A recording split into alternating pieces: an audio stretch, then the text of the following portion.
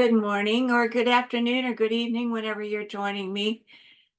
I think this is probably the last thing you want to think of in March, but FEMA put out some really good suggestions on getting prepared for the hurricane and things that we might want to think of right now, because they're going to take a lot longer to do. It's not like where the hurricane's 5 days away and we're talking about that preparation for us to be safe, take care of the last minute things, and get safe for hurricane.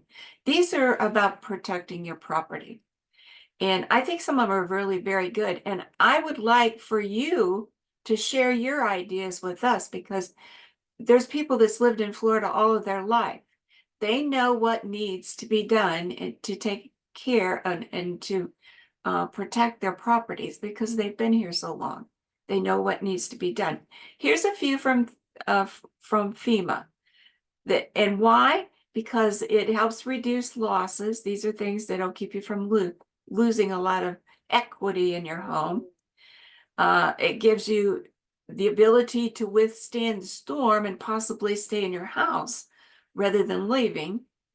In some cases, it lowers your insurance costs. When your insurance company finds out that you've done this and this and this and this to help ensure your property will make it through the storm, then your costs will go down.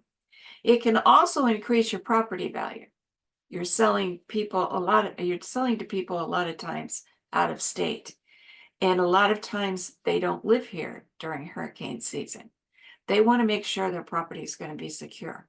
So it's a selling point.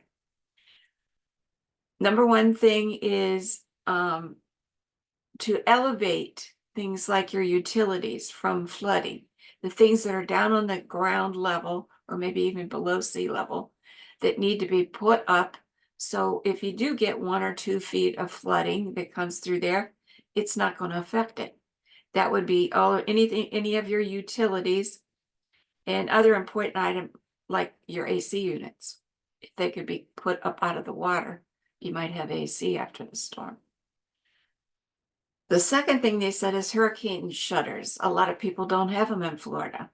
They've made it through a few storms, so they don't think they need them. You do need them. They're rating them now at 175 miles an hour because the winds are picking up.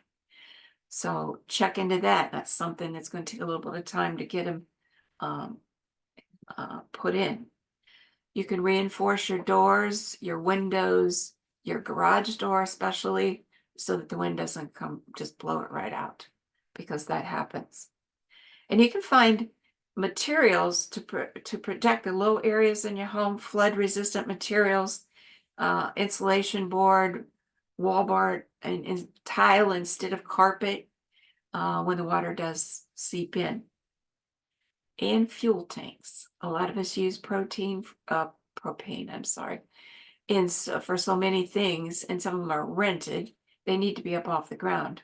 And you do notice the ones that come in that are rented are up off the ground, because that can mix with the water and put flames through the entire neighborhood. Install a backflow on your sewer system, because when the sewers fill up, they're going to back up somewhere, and it could be your house. But there's a valve you can put on for that. That's a black backflow valve.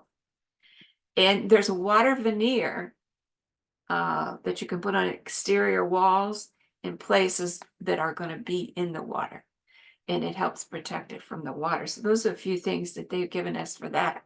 I would really like to hear some of the ideas from people with experience in these hurricanes and things that they've done to their home that we could share here to help other people. So if you've done something like that that's really been a good idea, please share it with us. We would appreciate it. I'm Linda Hollington from Coldwell Banker Paradise. Thank you for joining me. I'll see you again real soon.